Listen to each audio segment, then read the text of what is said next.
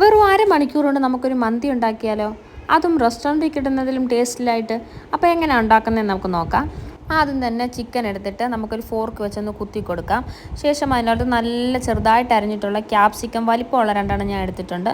അതിട്ട് കൊടുക്കാം. ശേഷം മാഗി ക്യൂബ് ഒരു 4 പീസ്, പിന്നെ ഗ്രാമ്പൂ, ഏലക്ക, പട്ട അതൊക്കെ ഇട്ടതിന് ശേഷം കുറച്ചേറെ മല്ലിയിലയും ജീരകവും അതുപോലെ തന്നെ എണ്ണയും ഒഴിച്ചിട്ട് നമുക്ക് നല്ലപോലെ മിക്സ് ചെയ്തിട്ടൊന്ന് മാറ്റി വെക്കാം.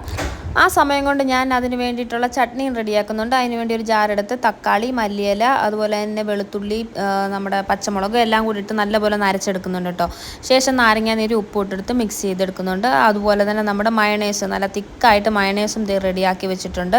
അപ്പോൾ അത് നമ്മൾ ചിക്കനൊക്കെ അടുപ്പേ വെച്ച് ഒന്ന് ഫ്രൈ ചെയ്ത് നല്ല ഹൈ ഫ്ലെയിമിൽ തന്നെ ഇട്ട് നമുക്കിതൊന്ന് ഇങ്ങനെ സെറ്റാക്കി എടുക്കാം. എന്നിട്ട് അതിൻ്റെ ഒന്ന് വെന്ത് കഴിയുമ്പോഴത്തേക്ക് അതിൻ്റെ ഈ ചാറൊന്ന് മാറ്റി വെക്കാം കേട്ടോ. അപ്പോൾ റൈസ് വെന്തിട്ടുണ്ട്. അപ്പോൾ ചിക്കൻ ഫസ്റ്റ് ലെയർ ഇട്ട് റൈസ് വിട്ട് ഈ ചാറ് ഒഴിച്ച് കളർ ഒരു ഭംഗിക്ക് വേണ്ടിയിട്ടാട്ടോ ഒഴിക്കുന്നത്. 2 പച്ചമുളക്